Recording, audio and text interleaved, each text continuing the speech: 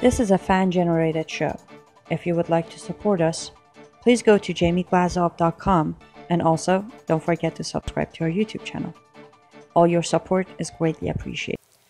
Because if I don't come out, and if I don't tell you that at age 9 in my country, they put a white burqa. For those of you who may not know what is a burqa, it's the one that looks pretty much like a trash bag.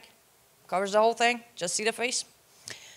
They put me on one of those with all other students at my school who turned 9. They took us into a place like here. I mean, forgive me, not like a church. I mean, a room like here. And there was an imam on a stage, and he went on saying, starting now, under Islam, you're all adult women. Starting tomorrow, you will be responsible for your actions. You will face consequences. You will follow Muhammad, and you will die fighting for Allah. 9 years old, every single one of us. The entire country did that specific day. Any little girl at age 9 went to one of those rooms and was informed that starting right now, she's not a little girl anymore. She's an adult woman. Oh, important part. You also will get married if your father decides for you to get married. If I don't stand here and I tell you, my father decided for me to get married, and he sold me when I was at the end of my 13, getting close to my 14, to a man, and in return he received $50. He received American dollar, and a worth of a month of opium use for his use.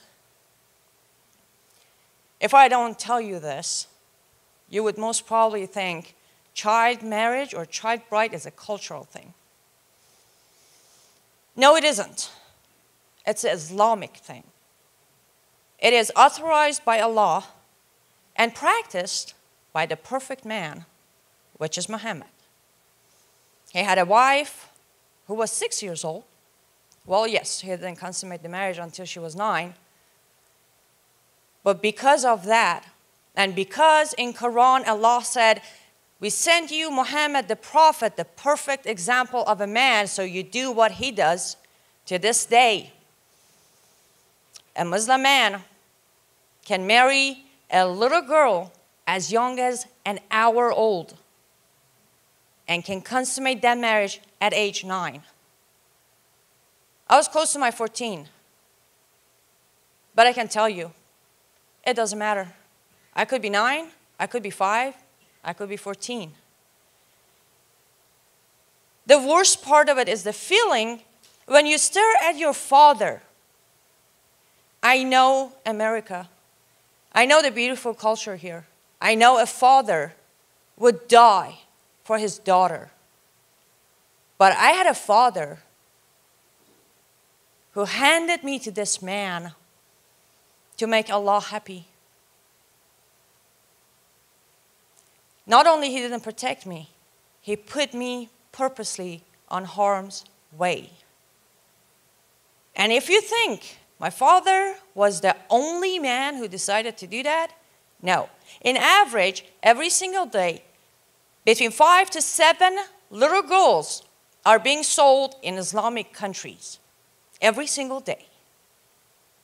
Because there are so many people who want to believe that there's a heaven for them. And if they sell their little girls to a man, they will buy a spot for themselves there. I personally don't believe in that heaven. Technically, I'm not an ex-Muslim. By definition, they call me ex-Muslim because I was born in an Islamic country. In an Islamic country, you don't have a choice. When you're born, they will stamp your birth certificate as a Muslim. But when, on that day at age 9, in that room, when the Imam was done talking, they got us all up and said, say the Shahada. Shahada is when you officially convert to Islam and you basically admit that there's no God but Allah and Muhammad is the only prophet. I didn't say it. There was too many people talking. Nobody noticed I'm not saying it. Because somewhere in my head, I knew there is no way God would tell my father or any other father to do this, to cause rape on their little girls so they can go to heaven. I was lucky. I was fortunate to somehow know this. I don't know how I knew it. But there are so many people who don't. There are so many Muslims that if you ask them if they read the Quran, they will say no. They haven't. They only read the parts their imam and leaders tell them to read. But I actually have read the Quran.